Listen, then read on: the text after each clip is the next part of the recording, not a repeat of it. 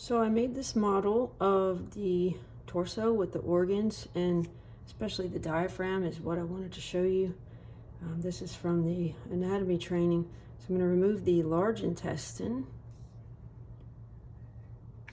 small intestine, and stomach.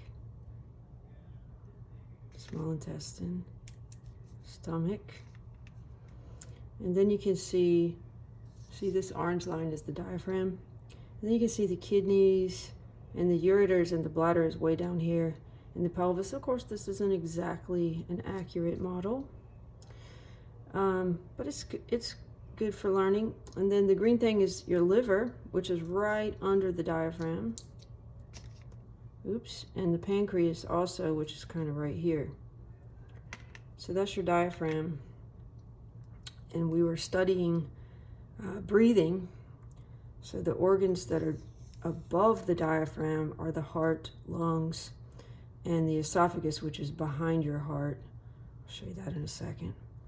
So the esophagus comes through the diaphragm and attaches to your stomach on the left side.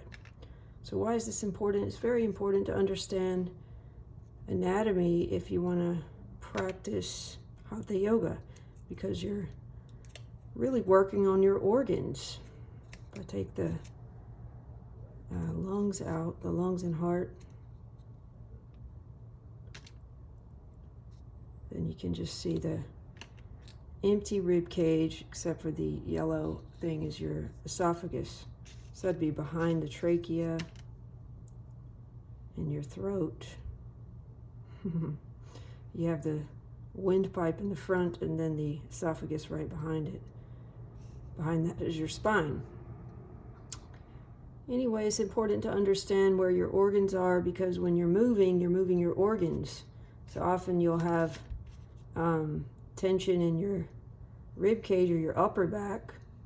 It's probably the least mobile part of the spine on most people.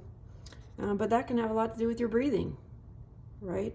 So it can have to do with tension in your diaphragm muscle, the main breathing muscle, your intercostals, also important breathing muscles, or maybe even your lungs, or some tension in some emotional kind of holding patterns in the body, which are related to your organs perhaps. So also on your kidneys you have your adrenal glands, and those are right up under the diaphragm as well. So many things affect your diaphragm, which is a giant muscle that's going to attach to the bottom of the rib cage and part of the front of the spine in the lumbar region.